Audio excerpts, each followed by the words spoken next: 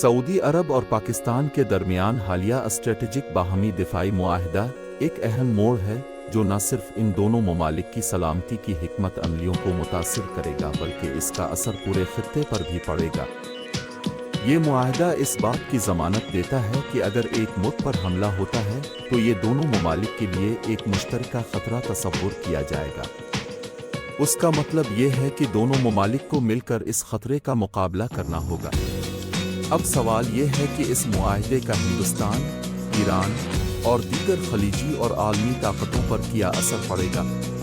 ہندوستان کے لیے ایک چیلنج ہے۔ بھارت نے ہمیشہ سے پاکستان کے ساتھ اپنی سرحدوں کی حفاظت کو اہمیت دی ہے، اور اگر سعودی عرب اور پاکستان کے درمیان یہ دفاعی اتحاد مضبوط ہوتا ہے تو بھارت کو اپنی دفاعی حکمت عملیوں میں تبدیلیاں کرنی پڑیں گی۔ بھارت کو یہ سمجھنا ہوگا کہ اس کے لیے یہ معاہدہ ایک نئی جغرافیائی حقیقت ہے جس پر اسے غور کرنا ہوگا۔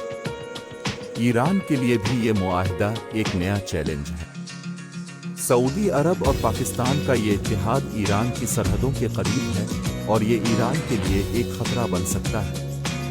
ایران نے ہمیشہ سعودی عرب کے ساتھ اپنی رقابت کو محسوس کیا ہے، اور اگر پاکستان اس اتحاد میں شامل ہوتا ہے تو یہ ایران کے لیے ایک نئی اسٹریٹجک سوچ کا تقاضا کرے گا۔ ایران کو اپنی دفاعی حکمت عملیوں میں تبدیلیاں کرنی پڑیں گی تاکہ وہ اس نئے اتحاد کا مقابلہ کر سکے۔ خلیجی ممالک کے لیے یہ معاہدہ ایک موقع بھی ہے اور چیلنج بھی۔ سعودی عرب کی قیادت میں اگر یہ اتحاد مضبوط ہوتا ہے تو خلیجی ممالک کو بھی اپنی دفاعی حکمت عملیوں پر غور کرنا ہوگا۔ وہ یہ سوچ رہے ہوں گے کہ کیا انہیں بھی اس اتحاد کا حصہ بننا چاہیے یا پھر اپنی خود مختاری کو برقرار رکھنا چاہیے۔ عالمی طاقتوں کے لیے، خاص طور پر امریکہ اور چین کے لیے، یہ معاہدہ ایک نئی جغرافیائی حقیقت کو جنم دے گا۔